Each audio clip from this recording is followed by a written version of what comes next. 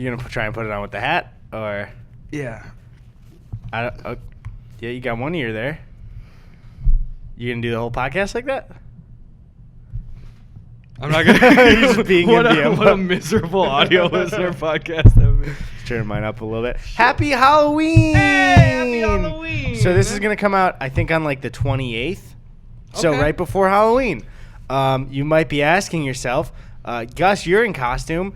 Eddie, what happened? Oh, the hair was on the hat all along. Gee, dang it, dude. So if you're an audio listener, first of all, fuck you. Gus is dressed as Imbiamba Jones.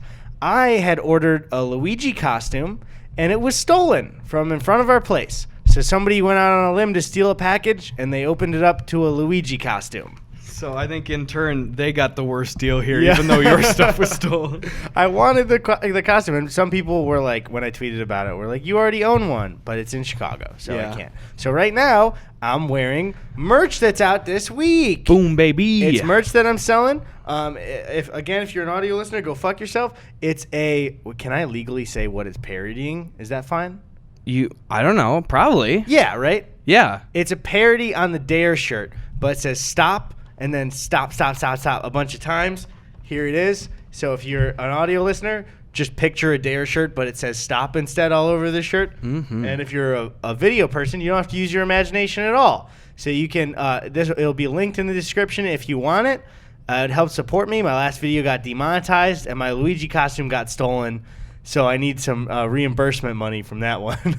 That's good. How do you tell Amazon that, like, the package was fucked up? All my options were like, I didn't like this item. Yeah, dude, I was just going to tell you, too, I am in the doghouse with Amazon right now. What's going on? Well, here's the thing, guys. For some context, too, just having moved in within the last year, moving in and furnishing the entire podcast set here, we have probably individually had at least 120 packages come here. Oh, yeah, for sure. I'd say we have that beat. Especially, during the podcast, and us getting furniture. When we first moved in here in 1 month, we had to have like 60 packages probably. Yeah, it was absolutely fucking insane. So the thing is, genuinely, too, also when I was getting all my PC parts like last winter, just shit would not show up. It would always be marked as delivered, and most of the time, both you or I were here. Yeah. And it's just like nobody rang the doorbell. I don't know if the mail guy is like leaving it in like down in the like reception area downstairs or something like that. But I've probably had to individually call into Amazon support at least 8 different times in the last year to be like,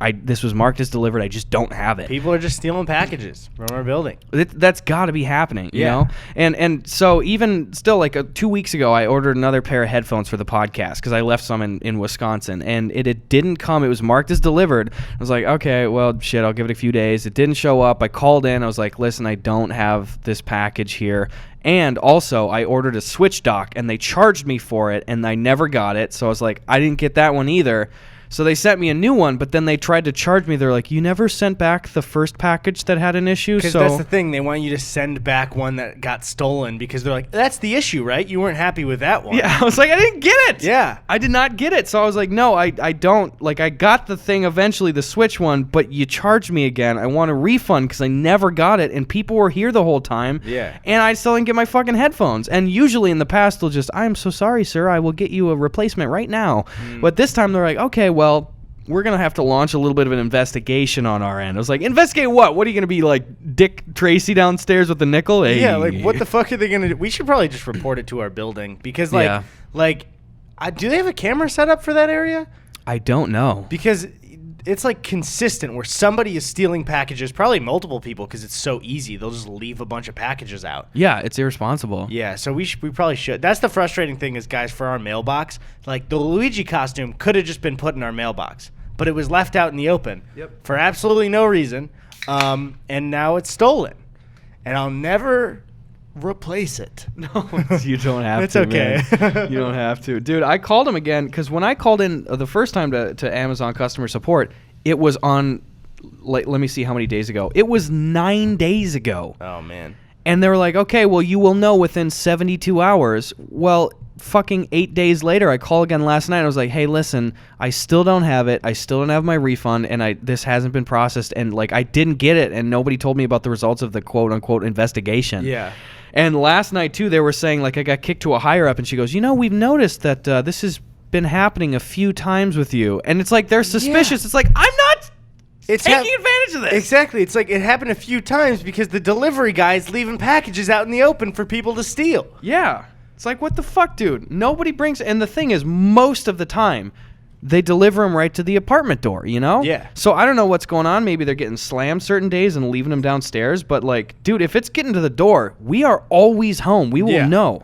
And also, they can check because it'll say left in the mailroom. And I'm positive that every single... You should probably mention that to them. Every single one that you've gotten, like, that hasn't arrived has been marked as left in the mailroom. Yeah. So you could say, like, you're not bringing it to my door. You're not putting it in my mailbox. And then saying, like, it's really suspicious that these packages keep disappearing. Yeah. It's like, what the fuck do you want? And also, it's just like, guys, do you really think... Like, Amazon guys, do you really think that I'm, like, trying to dick you over here, okay? Like... With the Kickstarter budget and shit, and like, dude, we had to spend like thousands of dollars on Amazon in the last year. Yeah. It's like, what am I trying to nickel and dime you for? Like, I didn't get my headphones or my mouse. That's like, the no. thing is it seems like Postmates has switched to actually just giving it every single time because it's like if you have a service that is so big you can't manage the customer support, you just kind of have to give refunds almost every time. Yep. It's just like, even if people are cheating the system, that's something that you have to accept, because if you made a business that is too big to manage, you can't just fuck people over and be like, all right, well, whatever. Yeah. You know what I mean? Here's the deal, Amazon. I will stop, even if I don't get the package and people like fuck me over. That's fine. I will stop filing complaints. But you guys have to pay some taxes, dog. I know what to tell you. just a little bit of taxes, man. That's okay. Dude, it's Halloween, man. I'm happy. I love Halloween. I love it too. I'm gonna be back home, so I'm gonna get those good old fall vibes. Oh, I dig that shit. But I don't have any plans. I'm the worst person at making plans on the important party holidays because I don't like doing it. Because I don't want to host on important holidays because people have the pressure of wanting to have a good time that night specifically. Yes. And so I don't do that. I like hosting when it's a surprise, where it's like it's a fucking Friday for no reason. Yeah. So I love Halloween, like, as a theme, but also like finding a party on Halloween night, don't like that at all. Nope. Because then there's like pressure to have the best time you can. Yeah. Same with New Year's Eve. Fuck that shit. No, I don't care. And it's like I already don't like going out for the most part. Yeah. So it's like, what? Do I have to go out and try to find another party? No. Yeah, and the expectation, especially for New Year's Eve, is like, it's got to be the biggest and best party that's near you. It's like, why? Yeah, I don't care. Yeah, so most of the time in high school, too, I just like hang out with some friends instead. That's a good idea. I miss trick-or-treating, dude. I fucking do Adults so much. should be able to trick-or-treat. Yeah. It's like, just... Why not have everybody come around and get candy? Yeah. I get, though, it's like, if you're like, let's say you're a homeowner and you're 30 and there's like a 50-year-old guy at your door, like, trick or treat. I'd be like, get the fuck out of here, man. Okay. But here's my dream, is I would love, when I'm an adult, to live in like, almost like a fake small community with just a bunch of my friends and their like families. Yeah. That's my dream, is like everybody lives in the same neighborhood. And then we could make our own rules. We could trick or treat at 40. Dang, dude. City ordinance, bitch. I would love that, though. Like a cul-de-sac where you know everybody. Uh-huh. But like not know everybody as in you meet your neighbors, as in they're your actual friends that you know you want to deal with. Yeah, I want to pre-know them. I want to go into like a neighborhood and like kick everybody out and then just move all my own people in there. Did you cut yourself? I did cut myself a little tiny bit. So it's not bad? It's not bad. Okay, cool. I just want to make sure. But it's badass. You kept talking, and I was like, he clearly just stabbed himself with that knife. It is badass. Is that our first knife injury of the podcast? I think it might be. I don't even know if I broke blood. It just scraped me a little bit. Okay. I should be able to brave my way through this, but I'll keep you updated by the minute. If we could just keep rolling, but put the podcast on hold for about an hour. Eddie, I just want to keep doing the podcast. Would it be a funny April Fool's joke if, even though I'm saying it out loud on the podcast right now, if we just posted an April Fool's podcast that's just an hour long of the camera cutting back and forth with us not on camera at all? Yes. And we'll even title it, I don't even fucking care if people are hearing this, we'll title it like the one where Gus and Eddie aren't here. Yeah. Dude, let's convince an ad too for the ad break to like do it, but it's silent, you know? It just says like Skillshare. Yeah, Skillshare.com. Not even our coupon code. So be ready to skip on the April Fool's Day podcast if you guys want to. We'll post one again maybe like the next day or whatever, but let's fuck the channel for a week algorithmically. I wonder if posting the silent one and then a good one right after would be good or bad for the algorithm for our channel. Who cares, dude? It's consistent uploading. The joke is on us. That's what I don't get, especially for certain channels, like the way the algorithm works. Like for the podcast, we post weekly. Yeah. And by now, it's not like going, you're posting weekly, like, fuck yeah. Like, we're still doing well with the algorithm, but it's not like blowing up. If my current channel started posting weekly out of nowhere, the channel blows up, which I'm not going to do, guys. I'm sorry. But what I did last year, I started posting weekly in November. And the channel was just like, all right, we're just going to show you to everybody. So it's weird where if you do consistency after not being consistent, it like sucks your dick, you know? This is your little ween. I don't mean to. What did you say last night that made me laugh so much? It was when you said like what you thought was a Swedish word in an American accent. Oh yeah, it was herngy. Yeah, but you referred to saying it in an American accent as in layman's terms instead of which taking away the actual accent is in layman's terms. I wonder if I search herngy if it will give me like Swedish shit. I don't think so. I typed in herngy and it said, "Did you mean henge?" And then henge docs is the first response here. We were playing PlayStation last night, and Sven was committed to the bit of not laughing at anybody's joke and coughing every time. It was so frustrating. He got us good. God, dude, I get so giggly on those fucking PlayStation chats, dude. Yeah, dude. Especially, I told you, whenever Tony's in there, it's just that's one thing we were even discussing before. Is Tony, you have to listen to this, but he wasn't in the party for it. Right? It's just me, you, and Jakey. Is that like we all do like comedy publicly, but I consider Tony the funny friend of our group, and it's just like everybody else is robbed of not knowing Tony's comedy. It's like a Patreon exclusive, but I didn't pay, bitch. I did. Did you 22 years? The toil I had to suffer through. Do you can we say the one of dem tings thing at all? I don't know if we can, because it's just like I think. No, damn it! It's so funny. I don't know. I don't want to like out a certain. It was Tony made a really funny joke, but it had to do with something he said to one of our friends. But part of the backstory includes personal info on one of my friends. What if it's like very vague and just say, he'll know it's him if I'm talking about what it is. Say it's her, then he'll get confused. Well, my friend is just listening, going like, "Wait, this can't be me." Yeah, no, like he's the whole time, hey, and then I blatantly go, "No, say it's her."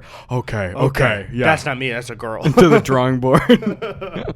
There you go. You want to hit up some Halloween preguntas? I just want to talk about Halloween. I want to get the question. I'm excited. We got some flipping spooky, scary preguntas over here. Follow us on Twitter at Eddie Burback and at Gus Buckets. Ask us your questions, and we will tell you no lies.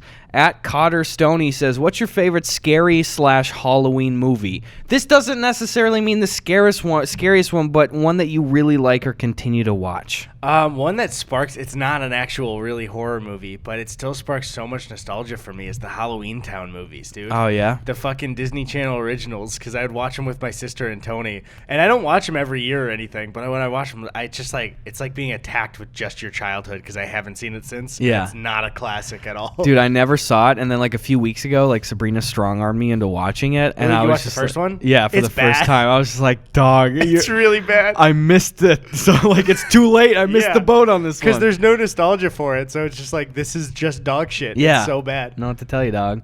Mine is I actually really like scary movies for the most part, but I'm still very scared by them. You know, I don't know why. It's like I always go into a new one and I'll be looking away for parts. Like I'm really terrified of it. Boo. Beep. That's the end of it. So in my opinion, the scariest movie for me of all time was The Babadook. That is just fucking terrifying, dude. He's a gay icon now. He is a gay icon. I dig it. That's hilarious that they did that. It's so funny and it makes no sense, which is what just adds to the hilarity of it. Because, yeah, it's something that, I heard from a lot of people. It's just like, even though it's not the greatest movie, it's absolutely fucking terrifying. It's like, so as scary. A character. So then, the fact that there's like, he's a gay icon now. Just everything about it, like just the movement of the character and then just like the scene building and stuff. It's so stressful. And I watched it for the first time when I was a freshman in college in a dorm room with like one of my best buddies. So I was in the safest, most isolated place possible. Yeah. Genuinely, I every night I was like, I know this is so stupid, but for like 2 weeks after watching that movie, I went and checked the closets. Well, because doesn't it have to do with sleeping too? So Yeah, it's to like some it's like extent. he comes up in your room, like that's his thing. There's especially like if you folks have seen it, the bedroom scene. Isn't you know there what like I'm a fucking baby talking crib about. thing or something like that, or am I getting that wrong? No, that's a different one. That might be like The Exorcist or something. No, or- I was thinking specifically Babadook. but Yeah. I'm, Baby crib. No, I don't know about that, but it's fucking terrifying. Otherwise, my one Halloween movie, it's one of my favorite films of all time, and I make myself wait to watch it one time every year in October. And Can I that's, guess? Yes. The Shining. Yes, Yeah, it's there The you go. Shining, dude. I fucking love The Shining so much. You'll see that one at some point, right? Oh no, Like- I'll see The Shining within the week. Yes. I've actually there was a time where I was watching movies just constantly. It was when I was 17. I was like, I need to watch every good movie that's ever been made. Yeah. But the problem is, I was also I don't know if I mentioned this on the podcast, but like during high school, I had this sense of like, man, I hate going to the schedule so much, and I feel like it's robbing so much of my day that to get back at it in my head, I'm going to stay up super late and have me time every night. Yeah. Which means most of high school, I slept about 3 hours. Probably did some serious damage to my brain. Dude, were you ever just painfully tired in high Not school? really, Like- because I told you I don't. Oh wait, like in class, Yeah. you're saying just in general? Yeah, but I don't nap and I don't fall asleep. For some reason, no matter how exhausted I am, I cannot fall asleep. And Tony's the same way. We can't fall asleep unless it's nighttime when you'd regularly go to bed. So like, yeah. even Tony does. It's absolutely insane. Yeah. If Tony, you just checking to make sure. Yeah, I'm so spooky. We good still? Yeah, we're good. It That's would my be- biggest It fear. would be so Halloween spooky if we weren't recording. They would never even know.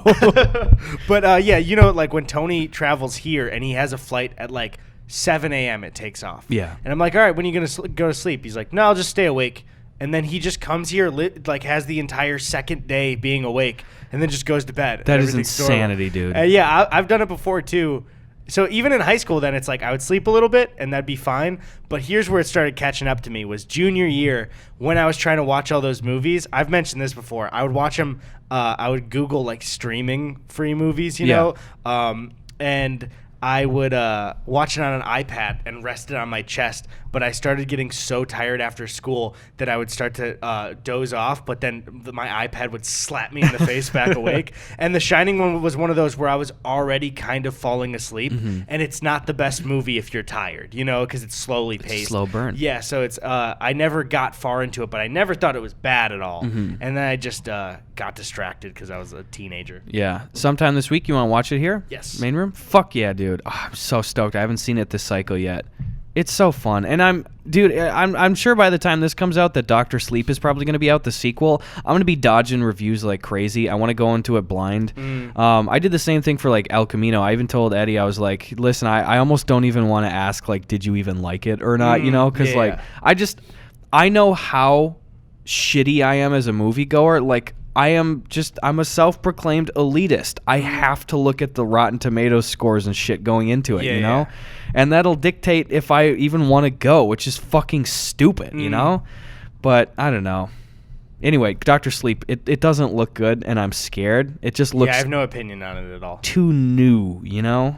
I don't know. Just fucking, I don't know. We'll see it. I'll check it out. There are some things, I don't know how they shot it, so I don't want to make an assumption already. But there are some things, too, where it's like, I'm always shocked where it's like, I know it's more expensive to do, but like you're making a new Christmas movie and you're not shooting it on film. Like that's what gives it the homey feel, Yeah. So it's like you're making a Shining sequel and I don't know if they are or not, but like, let's say they're shooting it digitally. It's like, you got to try and at least visually replicate it so it feels familiar. Oh, absolutely, dude. I mean, just the imagery, even in the trailers and shit, it's like, this looks nothing like The Shining, you know?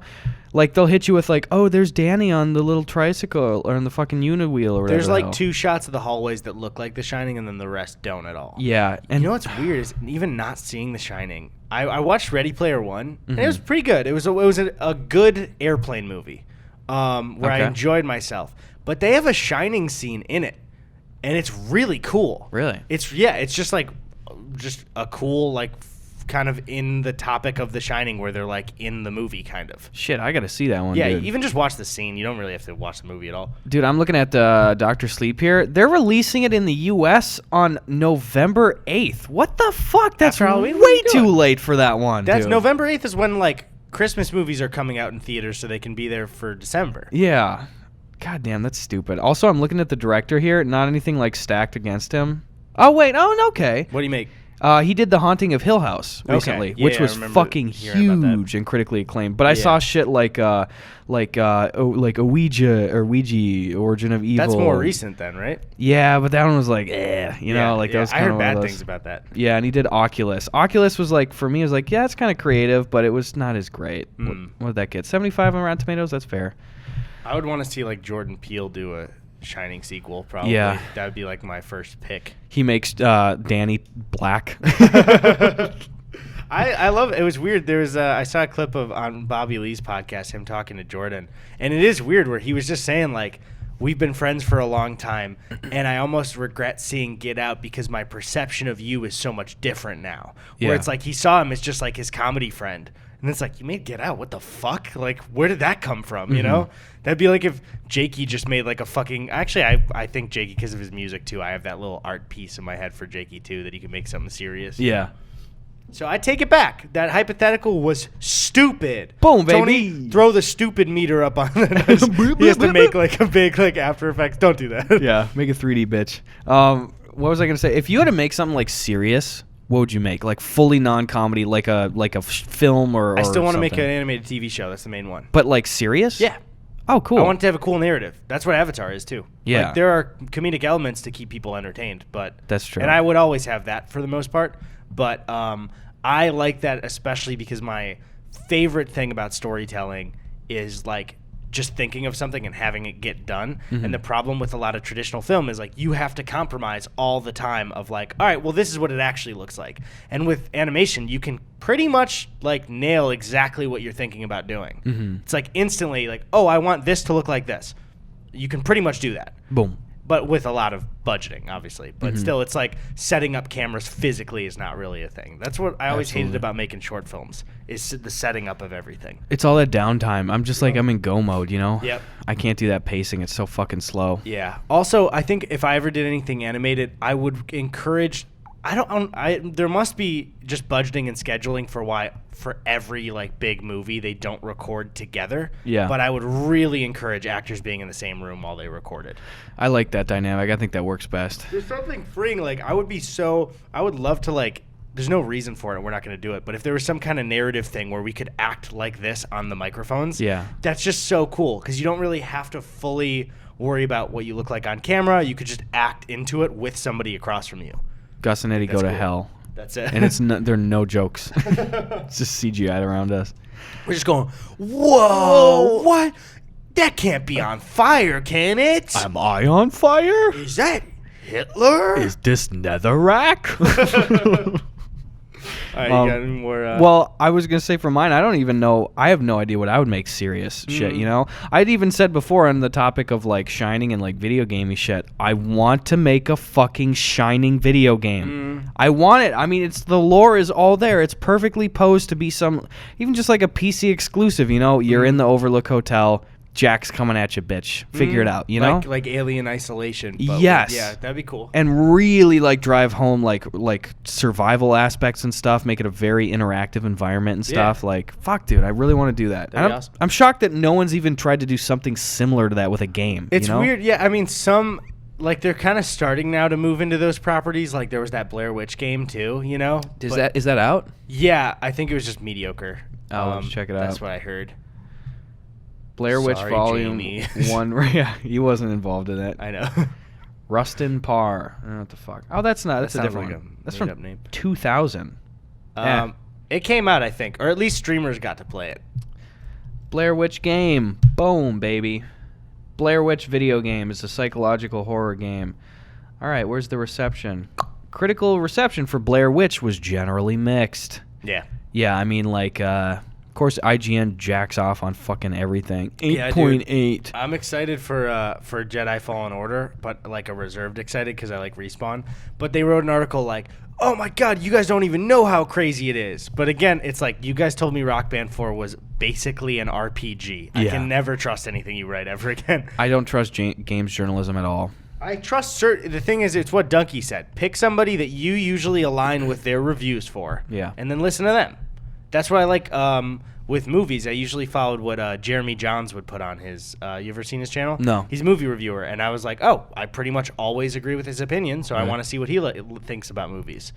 I would do the cut and paste cliche thing of siding with like Roger Ebert on a lot of shit. Dude, I disagreed with Roger Ebert on a lot of his reviews when he was still Really? alive. When we were he hated Kick-Ass. Did he really? So much. Oh. He thought Kick-Ass was like the example of garbage in cinema. Oh, that sucks. Yeah. That sucks, And dude. I remember being like, fuck you, old man. Like, What do you think of like Peter Travers from Rolling Stone? You know any of his shit at all? Or? Not at all. I saw an interview with him recently where he had Joaquin Phoenix on for the Joker press tour stuff. And, you know, I think it's just who Joaquin is as a person, but like, he's definitely a lot more like reposed. He's within himself. And Peter's very much like, what about you? Like, let's talk. How is it working? Like, it sounded like when Dennis is doing the podcast and Sonny. Two like, wars? Like, it really Tell sounded. me there's 2 wars? He sounded just like that. And at the end, I guess like on this little interview show he does, I think he always has guests sing at the end or whatever. And he was just like, you know what I'm going to ask it? I'm not going to sing. You're just fully like, you're not getting me to sing, period. And then Joaquin had a funny joke though too. He's like, you know what? Here's the thing. I feel bad. I know you always have other people sing on. Like, you know, I'm one of the only people. I will not sing. Here's the thing, Peter. I went on some French interview last week. I sang 3 times. They didn't even want me to sing. I was like, oh, that's pretty funny. That's great. All right, what else we got here for spooky, scary questions? So bad. What Ethan Burkhilter says, what's your favorite chocolate bar and your favorite sour candy? Happy Halloween. This actually is a very important Halloween question. Yes. I'd say all-time favorite, and it's going to be hit or miss with some people. I've always really loved Three Musketeers. I do. They're great. And they taste unlike other chocolate bars, so I always loved those. There was one house in our neighborhood that would just leave, they would leave candy out instead of passing it out. The lazy people, but I get it now because they were probably young adults that want to drink. And they would get the only people in the entire neighborhood that would leave full Three Musketeers bars, like the Damn. ones that are the 2-in-1. The 2-in-1? Yeah, dude. Holy shit. That's not even like the king regular size boys. Yeah. Fuck, dude. And I would still go honor system. I would not take like a handful or anything, but I would take 2 of them. Come on. I can't resist that. I could have dumped the whole bag in there. You could have, man. Hey, listen, just because I only robbed one bank and didn't rob City Capital doesn't mean I'm a fucking saint here, guy, okay? All I'm saying. All I'm saying. If I had my Luigi costume, I'd beat the shit out of you right now. Probably, dude. Probably. I bet you would, bro. In my opinion, Three Musketeers are always just like, they're the middle of the road ones. I really like them, but I will always grab something else. What's your main one? I also, my main boys, I fucking love Baby Ruth bars like crazy. But that's not in the regular rotation, you know? Like, that's not as common. If we're going, like, full common shit, I dig Snickers and Kit Kats. What about Twix? I do like Twix, but I need to freeze those bad boys. Okay. I like freezing my candy so that it is a chore to consume it. Yeah, the Twix gets so hard in the fridge. Yeah, you gotta freezer. work. You gotta work for that shit. Yeah. I've been on a Reese's kick again lately, but I need to have some aggregate. You know, I gotta have some crunch or something. You know, some texture shit. That's the thing I like about Three Musketeers, though, is that there's not. I like that kind of like, oh, it's all just gonna blend into one when I chew it. Yeah, I just put it down my throat like. But that's also Three Musketeers. You can't drink anything fizzy with it because I've told you, you know, it's like foams up in your mouth. Mm-hmm. And in your gut, if you're drinking and eating quick, you get gas. What about Yeah. sour shit? Sour shit. Okay, I don't think I will ever eat this ever again. But when I was just when you're like a crack addict kid with sugar and everything, I used to love the punishment of sour Skittles. Really? Those are eye-watering sour candies where it's just like the dust of dude, like the sour Skittles dust was like so fucking sour. I gotta Not try like 'em. Warhead or anything like that level, but they were just like you'd be like, oh wow, this is like really fucking sour, but it was like that kind of pain sour for it.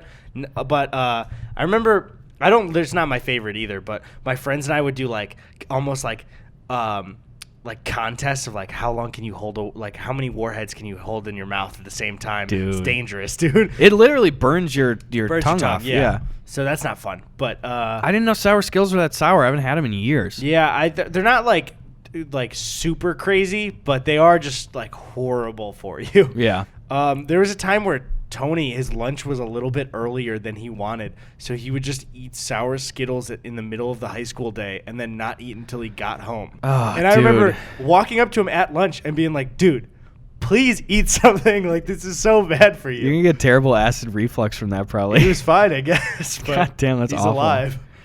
I wish I had the stomach and the metabolism of when I was just a shit kid like that. Because, again, growing up, we never had candy or soda or, like, even sugar cereal around the house. It was just healthy shit. So when I got the opportunity to eat, like, junk food, dude, I fucking killed myself on junk food, you know? You talking, like, up until... like us knowing each other that one September when you started fixing it? 'Cause you've talked about that diet before too. Oh yeah, and I've ever since I got to college, I've definitely fluctuated in both weight and diet and stuff like that. Like when I'm in kind of like 75% weight loss mode right now. I'm a couple weeks in. I haven't drank anything for a few weeks, and I'm still eating kind of shitty for the most part, but I'm definitely watching it, and I'm not doing like sodas and shit too. Yeah.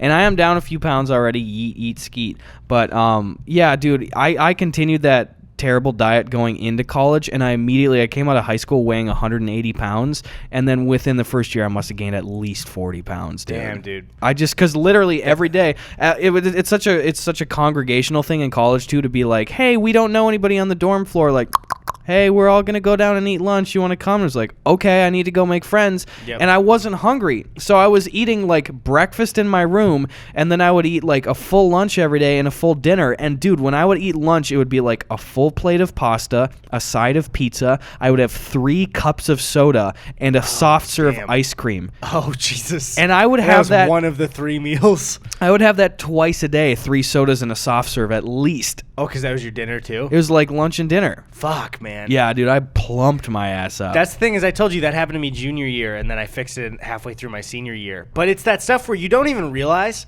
and then you start to fix your lifestyle a little bit, and the thought of it grosses you out now. Yeah. But it's the thing is, that's like the human body will just be like, no, this is normal. I had it yesterday. I'm craving it today. It's like tasty. And Let's do it. Fuck, man. How can we? All of us can just fall into that routine where it's just like, oh, I'm eating an entire pizza. Still kind of hungry though, you know. And it's like, how the fuck does that even happen? You think survival wise, we'd be like, okay, I'm good now, but no. Yeah. No, I don't know what it is. It's that sugar, because sugar makes your stomach relax a little bit more to like create room and stuff too, so you get less stop feedback, you know, and you just keep piling that shit in. I don't know. So happy Halloween getting a bunch of candy. Yeah, dude, this is really funny. I just clicked on this guy's profile when I was reading the candy question, and his pinned tweet is, I'm not like other girls. I like The Office, Ariana Grande, Vine compilations, indie music, shaking turds out of my pant leg in Walmart. That's a pretty good one. Yeah. All right, here, let me see here. This one's not super Halloweeny, but it's a good one. At RealSlim987 says, when I was in middle high school, I always used to run through scenarios in my head when I was bored in class and wanted to kill time. My scenarios would revolve around what I would do if I could freeze time or invisible. Did you guys ever do this? I think I told you during college, I started getting so bored in class that I would always, and it wasn't like an extended imagination, I would just picture myself just on a skateboard, just active, and I don't really skate, but just like going down the street, active, not having to listen to a lecture, and because I would feel so trapped in my class that I would just picture just like riding away. And Damn. I don't know why. That's pretty cool. It was just constant too. It wouldn't even be something that I would actively think of. I would just be like, skateboard thought again. I must be really bored. Dude, I would have those, but not skateboard at all. I still have them where if I'm blanking for a while, I will be thinking, like, what if someone just stormed in here? What would I do to defend myself? It's like usually survival shit like that. Really? Yeah. Where I'd be in a classroom. I used to do that. Dude, I'd fucking do that all the time where I'd be like, all right, someone just burst in right now. I'm in the 8th row. I'm sitting up pretty good. Probably shank him with this bookbinder. Yeah, especially when I was, when you're a kid and you get to the age that, it's a possibility that somebody might break into your home, like when you hear about it for the first time. Yeah. I was on the top bunk of my bed, and my door was like right here, and my parents' door I could see just right across the hall from us, and I would just think like, what would I do if I saw like a stranger just go into my parents' room with a gun? And I remember I had a medieval times wooden sword that I kept wedged in between my mattress and the top bunk like wood, and I was like, I'd fucking jump down, slam his hand from behind. But when you really like, if that ever got tested, he'd just like turn and shoot a child and then go back to doing what he was doing. But in my head, I was like, I'm gonna save the day. That's like that vine of that kid walking into the room with like that little shield and goes, "Do your worst," and it just kicks him. I like that shit. How about we take a little break and we open some mail? Some spooky mail. Maybe it's anthrax. Ooh, don't do that shit.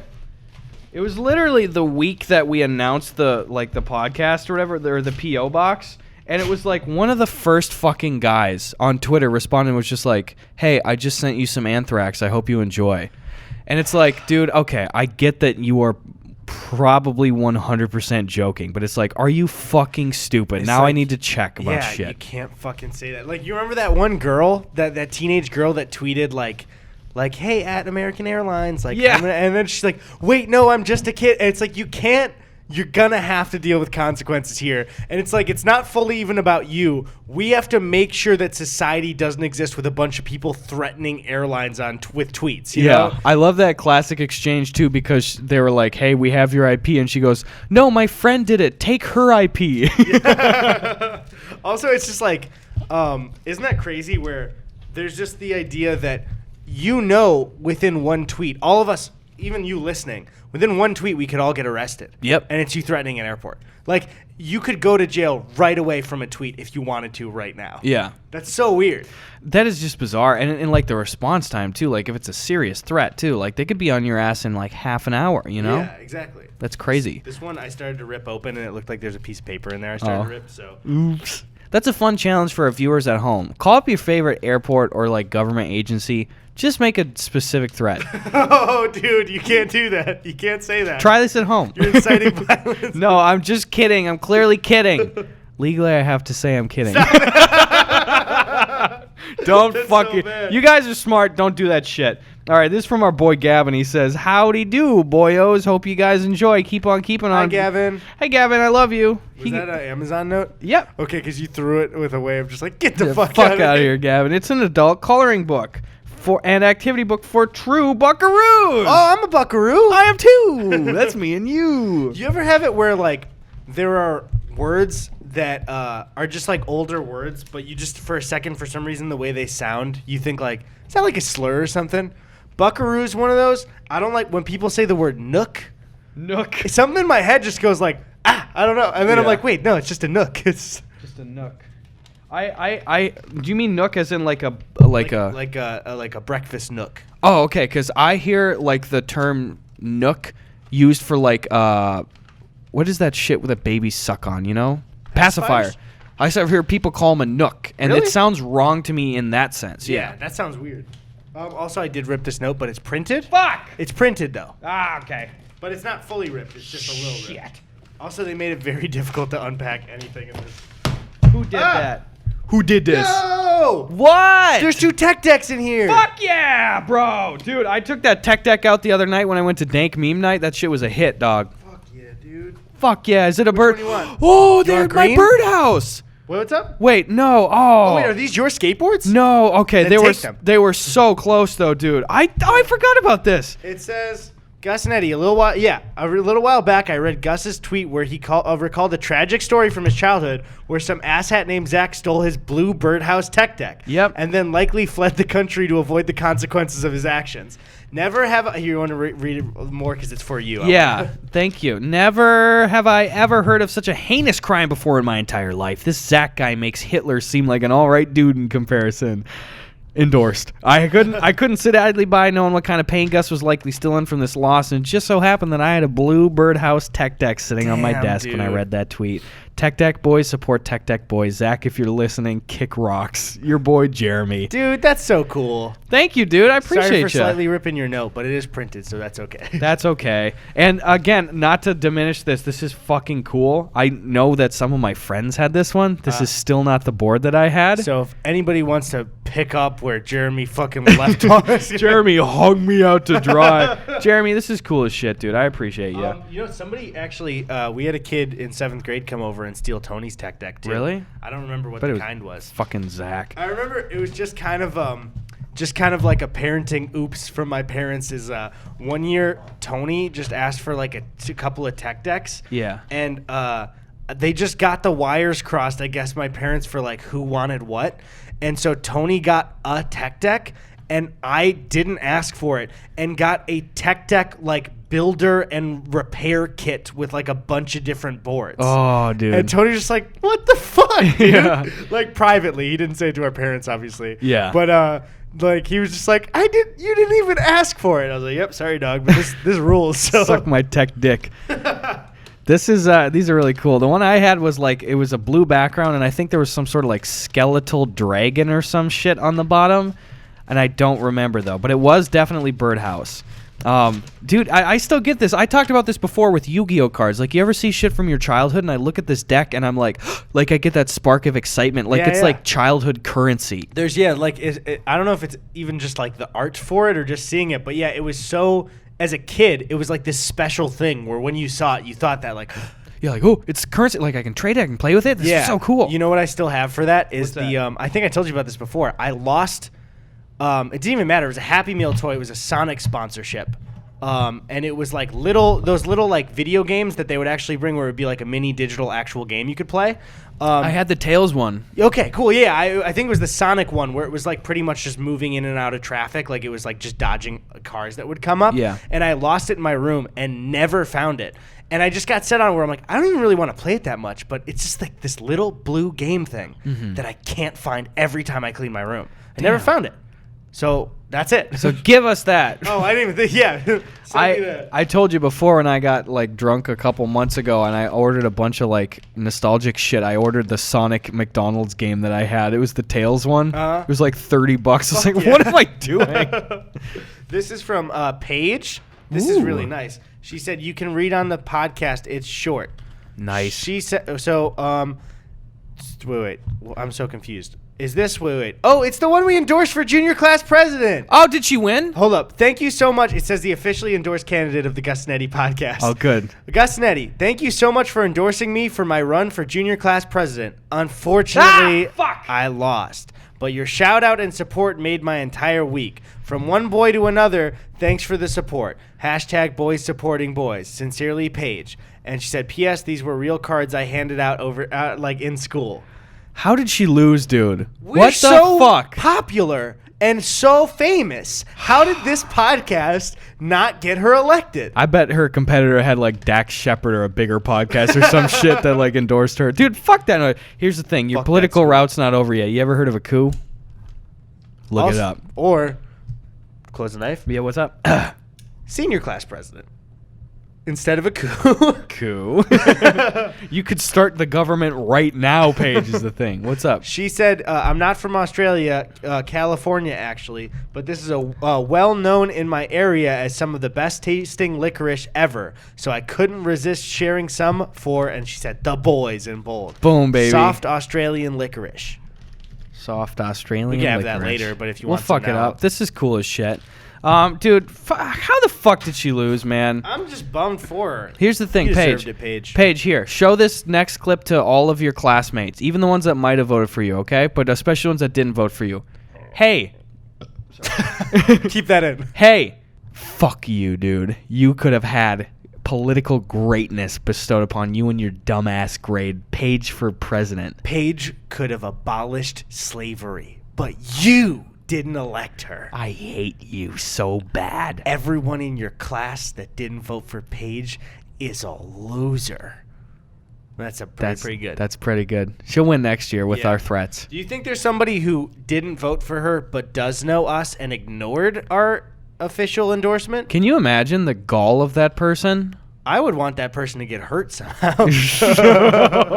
It's a child. Yeah, anyway. So here, this is from our boy, oh, frick. This is from Ryan E. Hello, Okay. Ryan. What's that bad boy say? It says, to Gus and Eddie, read on pod. It Says, Dear Gus and Eddy, I recently thought about getting myself one of these one-up arcade cabinets for my new apartment, but decided against it because of your warnings of its low quality. Good move. Good. We've moved so far along now. Fuck Arcade One Up. I don't like them. I don't like them. Yeah, here's the thing, okay? I still want to try to get my money back and shit. And to be fair, for all I know, maybe their product has improved since then. Like a year ago, I bought 2 cabinets, and they are essentially fully fucking broken. Yeah. And their customer support was like, send us videos of them not working. I was like, these don't turn on. And I sent in videos saying like, okay, well, each cabinet has multiple like cosmetic damages. There's just scrapes and dings and shit all over these. I was like, the screen that came with the Galaga one had dead pixels in it. The Rampage machine never had working audio. Literally the first time it was booted up, it was like, oh, good, the sound's fucked. It literally never worked. The Galaga one always had dead pixels on the screen and shit. The Gauntlet game in the Rampage cabinet. Oh, yeah, Jakey, pick it up. Jakey, you're on the podcast. It's just so loud instantly. You're making a margarita? On speaker, and I tried to pick up a knife because I'm buttering toast. And the second you're like, Jakey, I dropped it on the floor. You're on the podcast, so that fuck up is burned forever. No, what are you guys talking about? We were talking about Arcade One Up fucking Gus over with their arcade machines. Yeah. Oh yeah, those guys are pieces of slimy dog shit. They're little rats in their holes. All right, can I call you back a little later? No, yeah, you can. Okay, bye, Jakey. Good luck with your toast. Bye. Okay. Good. That was good. Tony sounded weird on that phone call. He actually answered this time. Yeah, but yeah, sorry, weird. go back to what you're saying. No, but it's like they had these multiple damages, and I sent pictures, and I told them this. And this is after I actually reached out. Like, it took me fucking forever to track down their promotional team, because before I owned one of them, I was like, these sound cool. I've heard good things. I want to do a sponsorship for them and then get some cabinets in return. First of all, the guy offered me... Oh, Eddie ran to the bathroom real quick. Sorry for the cut. Anyway, I emailed the dude that was in charge of like the promotional stuff for them. First of all, it took me essentially weeks upon repeatedly calling and emailing to even find a phone number to talk to. And these are people that have worked with YouTubers in the past. They sent Boogie like every fucking cabinet, and I couldn't get in contact with them. I messaged their Facebook page 4 times, and they left me on red and never responded. And I was just like... Respond. I see that you saw this message, you know? Yeah. At least tell me no, you know? Yeah. So the dude finally got back to me, and he, again, these retail at like what? Like $300 or something like that? And the dude at the time was like, hey, we can send you 1 cabinet for a dedicated video. I was like, this probably cost you $40 to make. Yeah, dude. they're so fucking cheap. It's like composite particle board wood shit, you know? They're very fucking cheap. So the dude offered me 1 cabinet in payment. And I was like, no, I want all 6 cabinets that you have out right now and all 6 risers. And I was like, and this is still like under what... It was still a deal for whatever a sponsorship would be. Yeah, I was like, this is still way lower than my fucking rate right now. And he was just like, sorry, we can only do the 1. And I was so impatient. I really wanted just to have these cool cabinets for parties and shit. So I just bought 2 of them. We had our first big party coming up. Yeah. Like, yeah, it was like a week away. So I bought 2 of them, and they were $300 and $350 respectively. And the risers, which are just wood, are like fucking $50. Yeah, so they give you a really short-ass one, and then you have to get a riser to make it look like a normal machine. Yeah, $50 for that shit. Yeah. So then, like, I had all these issues, and I started, like, DMing their customer support and calling them and stuff, and they were like, this is insufficient proof. And I was like, dude, I've talked to people from your marketing team, and I'm sending in photos and stuff. They're like, you need to send us a video of it not working. So I sent them, like, a minute-long video just being like, all right, I'm turning it on. This isn't working. Here's scratches. And the dude on the customer support, he said, no, you can send us videos that are no longer than 5 seconds. What? Arcade One Up, if you want to fix things, feel free to contact us and prove to us that you don't have dog shit customer support. But right now, we're being honest about it. Dude. I don't want people to make this mistake, because you had praised them before. This is why we feel the need to say it. It's like some people might listen to the whole podcast and be like, oh, that sounds awesome. Don't do it. Don't do it. Here's the thing, Arcade One Up. You owe me $800. Because I'm fucking throwing these shits in the garbage, and I'm just holding on to them because I've just slipped behind on dealing with your inept customer service at this point. Yeah. Boom, baby. And so what Ryan finished by saying is, instead I bought a variety of these mini cabinets and thought you boys would like one. They play the full arcade game but make impractical keychains. P.S. Gus, you were great at the Fort Lauderdale comedy show. From Ryan E. Oh, thanks, Ryan. Thanks, I appreciate Ryan. you, dude. He put a little podcast design on This it. looks cool as hell. It's a little mini machine. Wait, is that the same mini machine that you bought at the cabin? No, there was a different one. Oh, cool. So that's fucking tight. I can add it to the collection. Fuck yeah. Thanks, Guy. The Fort Lauderdale show was a pretty good one, too. I think I told you this before. I just want to say one tour thing. Again, guys, I am still on tour. Links in the description down below. Wait, Grab is some that tickets. It for what? Oh, wait. That's it for mail! All right, go ahead. Anyway, the tour stuff, shit's going really well. Most of the shows are fucking sold out. Holy shit, thank you guys for coming out. It's so fun. Again, I'm meeting with everybody at the end of every show. One thing I told to Eddie, it was so weird because there's no way to say this without sounding like I'm kind of bragging a little bit, but the shows are going very, very well. Like, people are really liking them. It's clear that there's like positive response from the crowd. It's just essentially a stand-up show. I do some comedy music. It's all new material.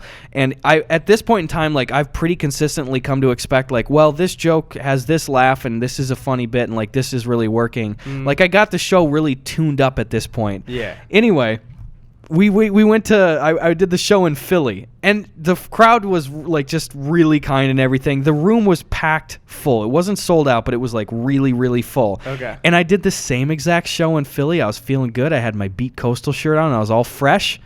And it was like, what is going on here? Nobody was laughing at anything. Would you consider it a bomb? Because like normal stand-ups have that all the time too. Not normal as in, you know what I mean? Like people who have like risen, like Chris D'Elia or somebody like that. And it's like, it definitely wasn't a bomb, but it was just like so noticeable. And again, it's like I said, it is the home field advantage. People are coming to see me. It's not like just random walking into a comedy club thing, you know? But I was just like, wow. You know, at this point, I'd gotten so comfortable in the act that, like, I would know, hey, if I'm leading up for this joke every other time, you know, maybe I have, like, 5 seconds of, like, people will laugh, and I kind of get my bearings. So I had all these pauses that I was just used to, you know. I'd be like, joke, da, da, da, da, and I'd be like, joke, ha, ha. Really? And I was like, damn. what is going on? The thing is, too, the room was a little strange where it was this huge space and, like, the sound killed a lot. But even with that, like, being said, when it was a big laugh, it was really quiet. People weren't laughing. And I was Did like, you see their faces? Were they still happy to be yes, there? Yes, they were happy. And, like, I didn't hear any complaints about the show at all. And afterwards, still, it was like, pretty much everybody stayed back for the meet and greet and everyone was really enthusiastic and had praise and stuff. But when I was doing the shows, it was like, why aren't you laughing? You know? Whoa, yeah, what the fuck? It was literally only the Philly show. There were even a couple shows where, like, some of the Florida stretches, you know, I just did way too many fucking Florida slots. I did 4 of them within, like, 2 hours of each other. Yeah. So there were shows where, like, those were my lowest attended shows. I had certain shows where there was, like, oh, there's 95 people in attendance. And that was 10 times louder than the Full House Philly show. Damn. It was, I don't get it. How many seats were there in the Philly show? At least 250. Really? Yes. Wow. It was very That's bizarre weird. because it's not a bomb, but there was no laughter. It was not a bomb. Because, like I'm saying, they were happy to be there still. That's really interesting. I've never even, like, kind of heard about that before, where it's just like, oh, no, they're nice and happy to see you, but then also just, oh, yeah, keep going. No, keep going. Yeah. Where it's like you're almost like, you guys are going to laugh? No, go ahead. Yeah, and it's like, at this point, like, I'm confident in my ability. It's like, it's a funny show. I'm proud of what I've prepared, and I've heard good shit. And the best compliments I get is pretty much for every single show, there's a few people that are just townies that just wander in, and they have no clue who I am, and they stick around for the meet and greet and the Q&A, and they come up, and they're like, we had no idea who you are. That was really funny. So it's like, okay, I think I got a really funny show going on here. What happened, Philly? Yeah, I don't know. Anyway, sorry, that sounds a little gripey, but it was very strange. I wonder what the and again, not even just for that. It was not a bomb. I didn't keep talking about this, but it has just me thinking of what the factors are. Like, they're never known of just like what shows kill and what don't. It's just like, I don't, because then it's like, could you even manufacture a show that kills if like certain people in the audience were like, as a test thing, were like planted to really enjoy it. Yeah. Would they make everyone else enjoy it, or would it kill the, like, I just don't know, you know? It's just weird factors where it's like, that was an entire group of different people that was happy to see you and watching the show, but just wasn't laughing like the rest of the country was. Yeah. So weird. That was so weird, dude. And it was like in the same stretch where like just a week before or whatever, dude, I was in Kansas City. That was thermonuclear response, dude. Really? Like, that was the two best shows on the entire tour. If you guys went to them, it was the Kansas City show and it was the Arizona show. Okay, I think it was fucking Arizona, Salt Lake, one of those things. Phoenix, okay, yes. Yeah. But dude, it was like crazy. Really? And it's so weird just seeing this drastic change, because it was like, this is the exact same show, the exact same amount of people here, and it destroyed in this city, and it was a full-on tank in the other one. That's so bizarre, man. Yeah. I wonder what that is. Like, you can't test or track it, but I want to know, you know? Mm-hmm. Oh, but the shows are going well. Anyway, let's up for a pregunta here, okay? Okay. At Tom Shookus says, who's your favorite serial killer? I don't have a favorite serial killer. I do. I'm gonna be real with you. I like Ted Bundy. He's really interesting. I mean, they're interesting. It's just like I don't have one where I'm like, ooh, you Yeah. know. I think the scariest serial killer is still John Wayne Gacy. Oh yeah, dude. Just fucking terrifying. And he was Chicago, right? Wasn't he? I think so. He was definitely Pretty Midwest. sure. One of my friend's dads knew one of the victims. Really? I think so. That's what I heard around, but yes, Cook County, Illinois. Yep, that's Chicago. That's also the county I grew up in. God damn, dude, you just barely made it out alive. Yeah, just barely by 40 years. When were you born? 96? Yeah, he was in the 70s, wasn't he? He died in 1994, bro. You just missed Bro, him. I'm the reincarnation of John Wayne Gacy. Oh my God, he just looks creepy too. He's the Yeah. killer clown, guys. In case you guys haven't heard of that, he literally worked as a children's party clown. Yep. This is a photo of Gacy as Pogo the Clown. He stated that acting as a clown allowed him to regress into childhood. Fucking Ooh. creepy, dude. Any adult man that wants to regress into being a child, you know what I mean? Yeah. Like, Dude, some of these serial killers, like the classic ones that you've heard of, you know, the Ted Bundys, the John Wayne Gacy's, the Green River Killer, Golden State, all these guys, it's like, you just murdered for sometimes decades. Yep. How the fuck did you not get caught? DNA shit or what? I guess, but I mean, just think about how hard it is to even track somebody in, like, say the 60s. Yeah. You don't have any footage of anywhere, and it's just like, hey, follow this guy's trail. What if he's, like, think about being in the 60s and you wanted to get away. You just book it anywhere. Go dude. to a different state. You got 50 to choose Dude, from. you could go just like Wyoming, some random ass town, and just say your name was different pretty much, and that's it. Yeah, it's like, do you have any paperwork? No. All right, you can live here. Yeah, or like a fake ID in the 60s. I'm sure it's like, all right, well, that's your ID, I guess. This is the best I can hope for. Yeah, dude. Well, you're going to call somebody and have them look through actual physical paperwork to see if this person's real in a small town? You're going to be like, oh, no, new guy to the town. Yeah, dude. And it's like, you even all your tax shit, it's like, you got cash on you? Who cares? You're a transient guy. You're probably not even on the IRS's map, you know? Do you think any criminals ever fled to your town to live there as a different person? I think they start in my town. But I mean, like, even if it was back in the 60s or something. Yeah. Would people know, though? I don't know. Because you said there were some people that you were like, oh, they live on the outskirts. I didn't even know they were here. Oh, yeah, dude. I'm sure that shit goes on all the time, dude. I told you, I can't remember if I said this on the podcast. Meta. But you remember that girl in Minnesota that went missing or whatever? Yeah, dude. Or in Wisconsin? What was her name? Jamie Kloss. It was a big nationwide thing. I'm not doxing anybody. It was like fully, hey, USA, where is Jamie Kloss? Yeah. This is creepy as fuck. My grandpa and my... Set the full scene. Give the backstory of her, too. This is a Halloween story. Oh, yes. Okay, good. Jamie Kloss. She was kidnapped, okay? What was it, October when she was kidnapped or something? Yeah, dude, she's got a full Wikipedia page, okay? The kidnapping of Jamie Kloss. So Jamie Kloss was like 12 or 11 or something like that. It was October 15th, 2018, and this guy broke into her family home. Apparently, as far as I know, it was just a random crime thing. Like just a random guy, too? Like he had just been watching her or something. Yeah, then? just random Also, guy. is she from a small town in Minnesota? I don't remember where she's from. Is she like city area? Or it's in Wisconsin. She was in Barron, Wisconsin. Oh, okay. And it's just like, I've played basketball in Barron. Like, I know all that shit. Yeah. So she was the only child with her two parents. And then one night, this dude broke into her house. And let me just see here. So he parked his car at the end of the driveway, and he had a black coat and a ski mask on, and he approached the front door carrying a pump-action shotgun. He forced his way in, saying, "Open the fucking door." And then, like, her dad let her in or whatever, and where he said, like, "Show your badge or I'm not letting you in." So the guy shot her dad through the door, forced his way into the house, and then the bad guy, like, I don't want to say his name, like, checked every room in the house because he, quote, didn't want to leave any witnesses behind, and then he found the bathroom door locked, and he shot it down, and the mom and the daughter in there, and then he shot the mom. So he killed both. Christ. Anyway, I'm just trying to So paraphrase. it wasn't in even real time. targeted to her. He was just like, I'm going to enter a home and fuck people up. I think it was like that. I don't know if he was like grooming her ahead of time or whatever, but he forced his way in. He killed both her parents like in front of her and then took her, and she was missing for months. It was fully, I remember us having discussions about it of just like, she's dead and they're just going to find the body. Exactly. Like, so fucked up. It was like at this point it's just purely a countdown of like, when is she going to turn up? This is so depressing.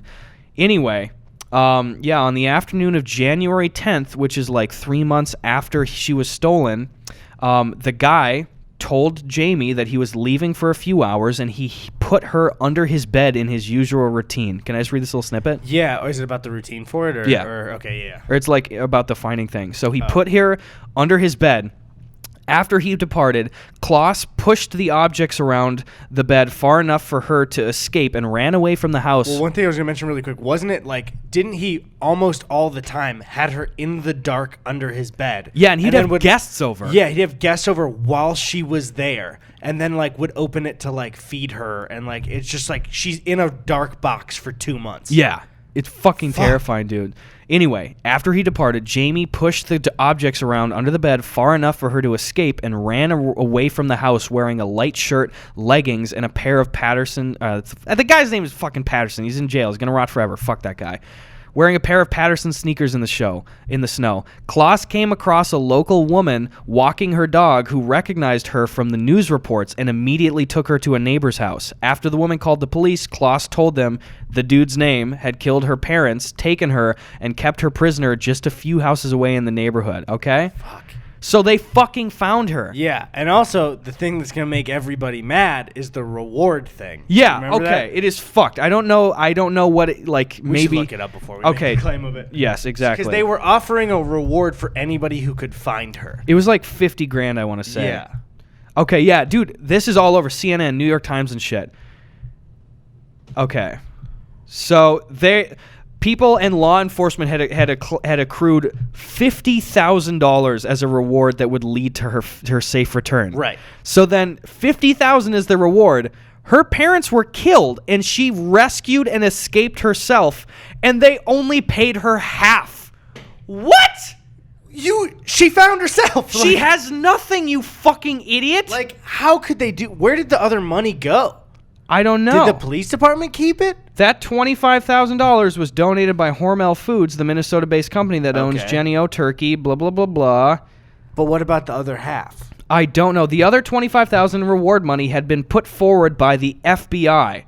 A public information officer, like a guy from the FBI, for the agency in Wisconsin, declined to comment on whether it would pay Jamie the money given that she saved herself. Fuck you, dude. Come on. Fuck off. It's like, I get the type of business loophole they're trying to do is like, oh, we were offering for like information to find her and we don't need it anymore. But it's like, can you throw this girl 25 grand, please? Like, Jesus Christ. You're a government agency. This is not even a drop in the bucket. Nobody is going to be like, my tax dollar is going to this girl who had this horrible thing and rescued herself. She deserves $1 million, dude. Fuck that noise. That's such bullshit. Luckily, it sounds like other fundraising like resulted in an additional potential $34,000 that went to her. Okay.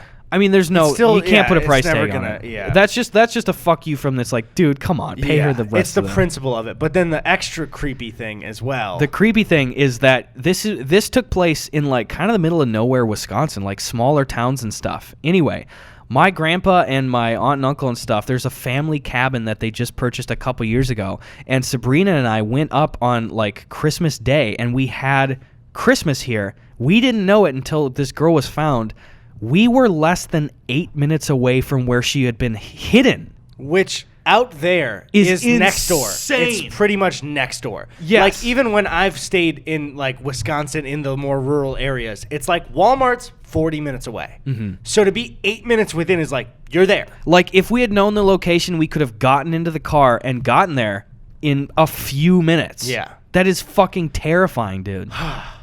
That makes me think like how close have most people been to something fucked up like that and not realized it? Oh, yeah, dude. Like, have you ever just walked past a house and somebody's like held prisoner in there and you have no idea? Who knows? Dude, we're in LA right now. We probably walk past a kidnapped person. We probably get within 100 yards of a kidnapped person once a month. That's true. That's sad. spooky as shit, dude. Spooky Halloween. That's only I'm just because sad. I I'm not know even it's so scared. fucking depressing, dude. But I don't know. That's fucked up, dude. There's some of that out in the middle of nowhere stuff. Like, you remember when we were on the road trip here, and I think we were crossing from Utah to Arizona. And I remember we passed one house that was in the middle of the desert, middle of fucking nowhere, nothing even close to it. And there was like an expensive Dodge Challenger in there. And it was just like, Challengers are Dodge, right? I don't want to I think so. dumb. Yeah. And it was like, I remember it's like bright orange and new. And we were like, that's a drug dealer house, right? Yep. It has to be. You're just in the middle of fucking nowhere with a new, nice car? Yeah. There's no way. It's either that or a boot camp kid that just got talked into another like car he couldn't afford, just bringing it home to the old home front. They're like, well, yeah, you can buy a car, you can get engaged, and take this house. And he's like, well, you showed me a close-up picture. I didn't know there was no neighbors and it was in the middle of the desert. Yeah. I don't know. Dude, I love... Excuse me, too. I'm trying to think of a good sketch about it, and I take a lot of inspiration from r/just boot things, but it's like these young military kids that come it's in so there. funny, dude. They're getting engaged early. They're getting talked into these cars they can't afford, and they're always like badass taking photos in their gear and like saying like, oh, I do it like you'll never understand the burdens I carry. It's like your dad died in Vietnam pretty much, and you just went to boot camp. Like, you're not on the same level. Yeah. Like, thank you for choosing to do that. Like, that is respectable, but you're not, like, come on, dude. You remember that thing I told you? And I don't want to, this guy is like nice and everything, and he actually has gone to like actually serve. And it was, I don't even think it was his say, it was our school's choice. Is on Veterans Day, we had a lot of people that were like the lunch, like hall monitor type people in our school. And like, I didn't know until that day, a lot of the older guys were veterans and had served in, I think specifically with the age for it, it was like Vietnam for it.